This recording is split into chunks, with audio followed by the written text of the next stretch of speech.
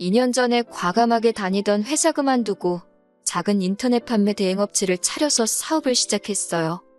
당장 시작하자마자부터 큰 돈 벌겠다는 생각 안 하고 차근차근 준비해가며 시작했는데 운때가 잘 맞은 건지 돈이 조금씩 벌리기 시작했습니다. 앞으로 사업에 계속해서 필요한 여유 자금을 제외하고 순수익으로 제 통장에 저금해 놓은 돈이 4천 정도 되는 상황입니다. 자랑하려는 건 아니지만 2년 만에 사업이 궤도에 오르고 조금 여유가 있는 건 순전히 저희 부모님 덕분입니다. 어머니 아버지께서 일구어 놓으신 게 많아서 다른 집들보다 여유가 많이 있는 편이에요. 멀쩡히 다니던 회사 그만두고 제가 하고 싶은 사업을 시작할 수 있던 것도 저희 부모님께서 지원해 주신 부분이 큽니다. 사업이 성공적으로 흘러가고 있지만 무조건 제가 잘해서 좋은 결과를 냈다고 생각하지는 않습니다. 부모님께서 다른 건 몰라도 제가 결혼할 때가 되면 다른 건 몰라도 집은 사주시겠다고 농담처럼 이야기를 하고는 하셨어요. 그런데 이번에 제가 사귀고 있는 남자친구와 결혼 이야기가 오고 가기 시작하면서 진짜로 집을 해주시겠다고 한번 남자친구와 상의해보라고 하더라고요. 남자친구는 궁합도 안 본다는 4살 차이 연상으로 동종업계 종사하고 있는 사람입니다. 제가 사업 시작하면서 준비하는 과정에 아무것도 모르고 있었는데 그때 저를 많이 도와줬고 제 사업이 자리 잡기 시작하면서부터는 본격적으로 연애를 하게 되었습니다. 남자친구가 모아놓은 돈은 6천만 원이었어요. 저와의 나이차라든지 여러 가지를 보면 저에 비해서 모아놓은 돈이 상대적으로 적어 보일 수는 있습니다. 하지만 저는 사업 시작 당시에 자본적으로는 부모님 도움을 받았던 게 크다 보니 이쪽 업계에서 경력이나 실력만 따지고 본다면 소자본으로 시작해서 저 정도 자리를 일궈낸 남자친구가 부모님 도움으로 편하게 시작한 저랑 비교했을 때 아무리 제가 2년 만에 자리를 잡았다고 하더라도 남자친구를 인정해 줄 수밖에 없었어요. 남자친구와 결혼 이야기가 오가기 시작했을 때 서로 모아놓은 돈 합쳐봤자 1억인데 1억으로 요즘 어디에 집을 구하겠어요. 남자친구가 다른 건 몰라도 결혼하면서 예단 예물만큼은 꼭 해드려야 한다는 입장이라 안 그래도 돈이 모자란 상황이었는데 한푼이 아쉬운 상황이었지요. 저희 부모님이 집을 해주시겠다는 말은 옛날부터 저에게 쭉 하기는 하셨지만 사업할 때 도움받은 것도 크고 엄밀히 말하면 아직도 자본금의 일부는 제가 부모님한테 빌린 돈이나 마찬가지다 보니 결혼할 때 최대한 손을 안 벌리려고 했는데 솔직히 이런 상황에 집을 해주신다는 제안이 솔깃할 수밖에 없었습니다.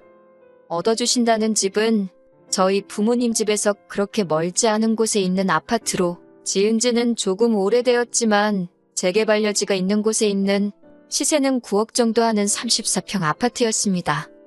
제가 생각한 것보다도 훨씬 더 좋은 조건이라 많이 놀랐어요. 부모님도 사업을 해서 돈을 버셨다 보니 고충을 잘 알고 계셨어요. 인터넷 판매라지만 장사라는 게 다 그렇잖아요.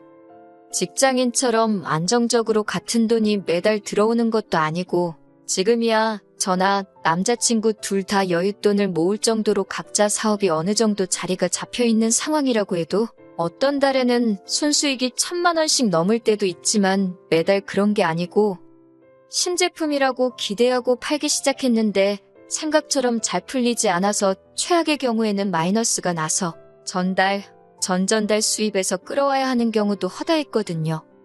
장사하면서 매달 흑자를 내는 게 말처럼 쉬운 거 아니라고 하시고 괜히 신혼 때부터 대출 끼고 집을 구했다가는 대출금도 못 내서 빚지는 경우도 생길 거라고. 그리고 아무리 요즘 집값이 폭락한다고 하지만 그 아파트가 재개발도 예정되어 있다고 하고 주변에도 지하철 노선이 개통된다든지 여러 가지 호재가 많아서 돈 버는 데는 부동산만한 게 없을 거라고 그냥 받으라고 하시더라고요. 저는 집 해주신다기에 작은 평수 아파트나 서울 근교의 접근성 좋은 곳으로 집을 얻어주실 줄 알았는데 생각한 것 이상으로 큰 걸 해주시니 몸둘 바를 모르겠더라고요. 그런데 남자친구 반응이 예상보다 시큰둥했습니다. 이유가 무언가 하니 남자친구도 나름 부담감을 느끼고 있는 것 같더라고요. 아무리 시대가 변했다지만 남자가 원래 더 많이 해오는 게 일반적인 것 아니냐면서 말입니다. 그런데 곰곰이 남자친구 하는 말을 들어보니 자기가 기우는 결혼을 한다고 받아들여 부담스럽다는 느낌이 아니었어요. 제가 9억 집을 해오는 거나 마찬가지였으니 솔직히 예단 예물 이야기는 더 꺼낼 필요 없다고 생각했거든요. 저희가 모은 돈으로 차도 한 대 뽑고 재개발이 언제 될지도 모르니 일단 리모델링도 새로 싹 하고 남은 돈으로 가정가구 같은 걸 할 계획이었는데 남자친구는 계속 예단 예물 이야기를 꺼내는 겁니다.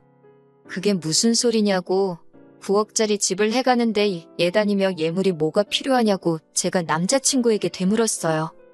예단 예물을 해야 한다는 이유를 설명하는데 솔직히 좀 너무하다 싶더라고요. 그 이유랍시고 한다는 말이 집이 공동명의도 아닌데 자기 부모님께 예단 예물도 없이 결혼하게 되면 자기가 얹혀 사는 느낌을 받을 거고 주변에서는 자기가 팔려가는 것처럼 보이지 않겠냐는 거예요. 좋은 소식 전해주러 만난 자리인데 말도 안 되는 어깃장을 부리고 있으니 좋은 이야기 하는데도 언성이 저절로 높아지더라고요. 말 한번 잘했다고 보통은 결혼할 때 남자가 원래 더 많이 해오는 게 일반적인 거라고 하지 않았냐. 그러면 오빠 쪽에서 집을 해왔으면 내가 팔려가는 결혼이라는 소린데 집 해왔으면 예단 예물 안 해도 되는 거였냐 따졌습니다. 그러니 그건 또 아니랍니다. 남자가 집 해올 때는 경우가 다르지 않냐고 하더라고요. 이러나 저러나 제가 예물을 해와야 한다고 하는 소리였습니다. 나중 가서는 그냥 집이고 뭐고 지원받을 필요 없으니까 원래 하기로 했던 대로 우리 모은 돈만 가지고 결혼을 하자고 하더라고요. 남자친구 어머님이 예단 예물 해달라고 했던 거 금액으로 치면 1,500만 원 정도 되는 금액이었는데 우리가 모아놓은 1억에서 그 돈 빼고 나면 서울에 어디 발붙이고 지낼 곳이나 구할 수 있냐고 따지니 친정에 팔려가듯 결혼한 집들 보면 가장인 남자의 위험이 떨어지게 되고 그렇게 돼서 잘된 집을 본 적이 없다고 끝까지 고집을 부리더라고요. 그놈의 자존심이 밥 먹여주는 것도 아니고 왜 그렇게 고집을 부리냐고 한바탕 싸우고 돌아왔어요. 집에 돌아와서 제 표정이 안 좋으니 저희 부모님이 무슨 일이 있냐고 물어보시길래 남자친구랑 다툰 이야기를 전해드렸습니다. 그런데 저희 부모님은 남자친구가 자존심 때문에 그러는 게 아닌 것 같다고 하시더라고요. 무슨 말씀을 하시는 거냐 물으니 따로 대답은 안 해주시고 남자친구와 결혼을 하기로 결심한 이유에 대해서 물어오셨습니다. 생각지도 못한 질문을 하시니 조금 당황스러웠어요. 사업 시작할 때 정말 아무것도 몰라서 어려웠는데 그때 크게 도움받았던 것도 있고 아무래도 연애한 지도 오래되었다 보니 자연스럽게 결혼을 생각한 것 같기도 하고 남자친구와 헤어진다고 해서 더 좋은 사람이 나타날 것 같지도 않다 등등 평소에 제가 가지고 있던 생각에 대해서 답변 드렸습니다. 부모님께서는 잠시 생각하시는 듯 하더니 제 생각은 알겠다고 하시고 이렇게 해보는 게 어떻겠냐며 남자친구에게 몇 가지 조건을 제시해보라 하셨어요. 며칠 뒤에 남자친구를 만나서 저희 부모님이 내건 조건에 대해서 말해줬습니다. 첫 번째로 저희 부모님은 저희가 모은 돈을 가지고 차도 한 대 뽑고 가정가구며 리모델링까지 제가 애초에 생각했던 대로 진행하면 좋겠다고 하신 이야기를 꺼냈습니다.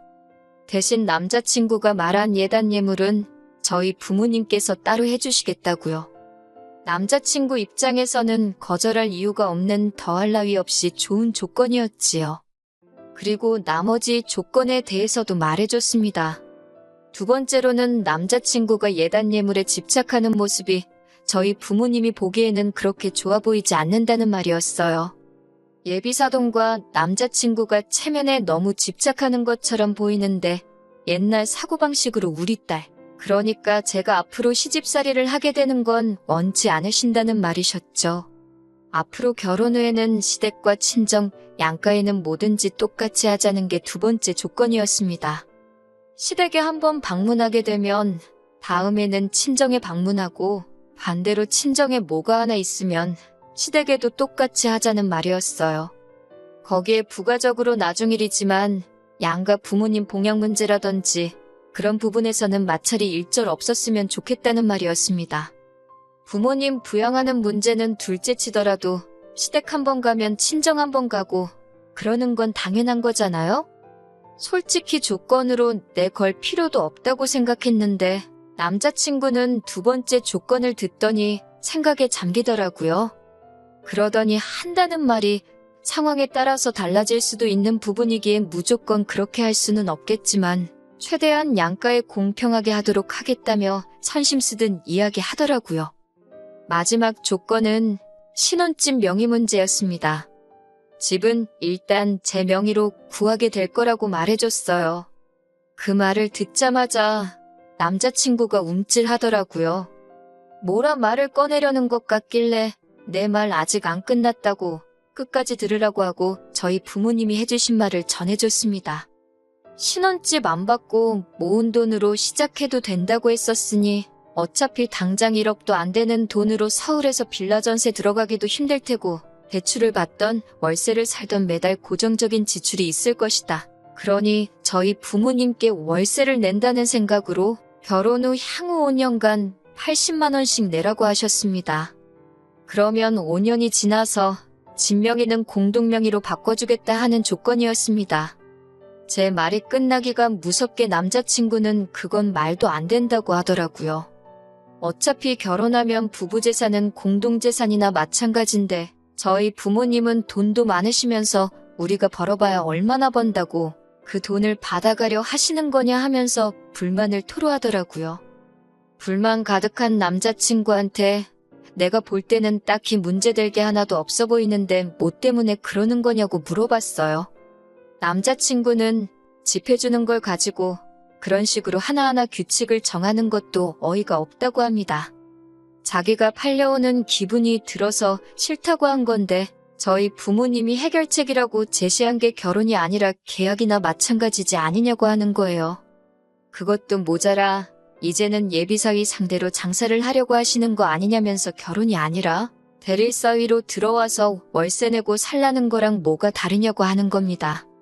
그러면서 한다는 말이 차라리 집을 해주실 돈으로 제 사업이랑 자기 사업을 합치고 그 돈을 가지고 사업을 더 크게 확장하자고 하더군요. 10억 자본금에 자기 능력이면 장사해서 부자 되는 거 순식간이라고. 그러면 그때 돼서 신축 아파트로 공동명의 집도 사고 다 할 수 있다는 겁니다. 어차피 요즘 집값도 내려가는 추세인데 집 해주는 거 가지고 그렇게 치사하게 나오실 바에 차라리 더 좋은 곳에 투자한다고 생각하시면 저희 부모님 입장에서도 그게 더 이득 아니겠냐고 하더라고요. 그제서야 저희 부모님께서 저한테 남자친구와 왜 결혼을 결심하게 된 건지 물어보신 이유, 그리고 남자친구가 비단 자존심 때문에 그러는 게 아닌 것 같다고 하신 진짜 이유가 뭔지 깨닫게 되었습니다. 월세 형식으로 내라는 80만 원, 당장 액수만 보면 큰 돈처럼 보이지만 5년 해봐야 5천만 원도 안 되는 돈입니다. 따지고 보면 9억 아파트를 지금 모아놓은 돈 6천에 5년 동안 보낼 돈 5천 해봐야 1억 조금 넘는 돈으로 공동명의를 해주겠다는 조건이에요. 남자친구 입장에서는 아쉬울 거 하나 없는 조건입니다. 심지어 지금 모인 돈은 다른 데 쓰는 것도 아니고 리모델링 하는데 들어갈 돈이고요. 만에 하나 남자친구 말처럼 아파트가 재개발이 안 되고 집값이 지금보다 더 내려간다 하더라도 손해볼 거 하나 없는 상황인 거예요. 그리고 저희 부모님이 설마 한 달에 80만 원이 아쉬워서 남자친구한테 손 벌리려고 하시는 거겠어요? 얼마나 착실히 사는지, 가장으로서의 위험이나 체면 운운하기 전에 얼마나 책임감이 있는 사람인지 그 모습을 보고 싶어서 내건 조건이지요. 아마 5년 뒤에 그 5천만 원 채워서 다 드렸을 때 모르면 몰라도 몇 배로 불려서 돌려주시진 않겠지만 저희를 위해 쓰실 돈이라는 건 안 봐도 뻔한 사실이었어요. 애초에 집을 해온다는데 예물 예단을 포기 못하고 자기 자존심 운운하는 순간부터 저희 부모님은 제 남자친구가 결혼 상대로 좋은 사람이 아니라는 걸 확신하셨고 저한테 강압적으로 남자친구랑 헤어지란 말을 하실 수도 있었지만 제 남자친구가 똥인지 된장인지 제 스스로 판단하시길 바라셨기에 결혼을 반대하신 게 아니라 최대한 남자친구의 본성을 확인할 수 있는 방법을 제시해 주신 거였지요. 남자친구가 사업을 더 크게 확장하네 하는 헛소리는 제 귀에는 더 이상 들어오지도 않았습니다. 계속 말도 안 되는 허황된 말만 늘어놓고 있는 남자친구한테 더 말할 필요 없다고 말하고 그냥 결혼도 없던 일로 하자고 말했어요. 그리고 더 시간 낭비할 이유도 없는 것 같으니 우리 만나는 것도 오늘이 마지막이라고 하고 자리에서 일어났습니다. 남자친구는 제 반응을 예상 못한 건지 제가 저만치 갈 때까지 자리에 굳어가지고 가만히 있더군요. 나중에 전화로 한다는 말이 자기가 잘못 생각한 것 같다면서 저희 부모님이 원하시는 대로 하겠다고, 그러니까 그냥 결혼하자고 말하는데 이제는 그 말이 제 귀에는 지가 저랑 결혼해줄게 하는 말처럼 들렸어요. 이제 그만 만났으면 좋겠다고 한 말이 아직도 이해가 안 가냐고. 지금 전화 받아준 것도 여태까지 정을 생각해서 받아준 거고 2번 다시 연락도 하지 말라 그러고 전화 끊어버렸습니다.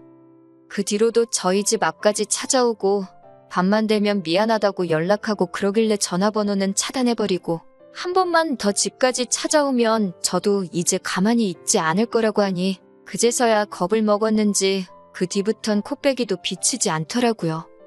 어른 말만 들어도 자다가도 떡이 생긴다는 옛말, 저는 그동안 솔직히 고리타분한 옛날 방식 강요하는 것 같은 나쁜 쪽으로 해석을 하고 있었거든요.